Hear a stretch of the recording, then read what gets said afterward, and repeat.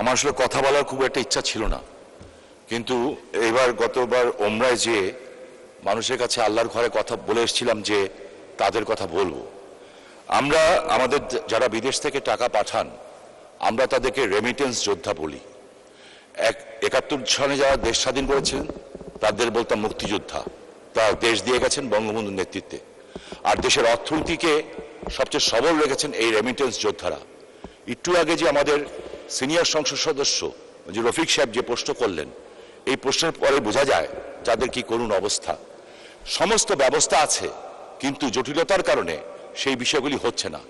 আমার প্রবাসী কল্যাণ মন্ত্রণালয়ের কাছে আমার বিনীত অনুরোধ থাকবে এবং জিজ্ঞাসা থাকবে, এই লোকগুলি যখন হাড় ভাঙা পরিশ্রম করে 40-50 ডিগ্রি সেলসিয়াস বিশেষ করে মিডল ইস্টে কাজ করে, তারপরে সে টাকা পাঠায় এবং আমরা দেশে ভালো অবস্থায় থাকি, তাদের পরিবারও ভালো অবস্থায় থাকে, এবং মাননীয় প্রধানমন্ত্রী এই কথাটা বারবার বলেন।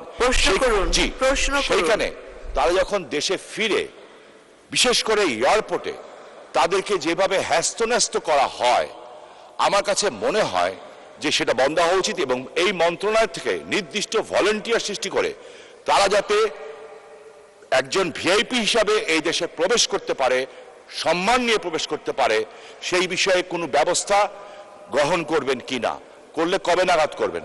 আপনাকে ধন্যবাদ মাননীয় স্পিকার। ধন্যবাদ মাননীয় সদস্য। মাননীয় মন্ত্রী। ধন্যবাদ মাননীয় সংসদ সদস্য। এই ব্যাপারে আমাদের মন্ত্রণালয়ের পদক্ষেপ নেওয়া হয়েছে।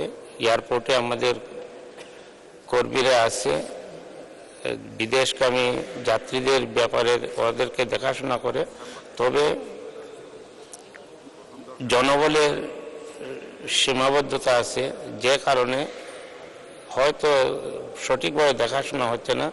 তবে ইতিপূর্বে আমি বিমানমন্ত্রী মহোদয়কে বলেছি যে আমরা এয়ারপোর্টে একটা মিটিং করব এবং সেখানে কাস্টমস, ইমিগ্রেশন এবং সিভিল এভিয়েশন ওনাদেরকে নিয়ে আমরা একটি মিটিং করব এবং সেখানে সমস্যাগুলোর সমাধানের লক্ষ্যে আমরা কাজ করব। আপনাকে ধন্যবাদ।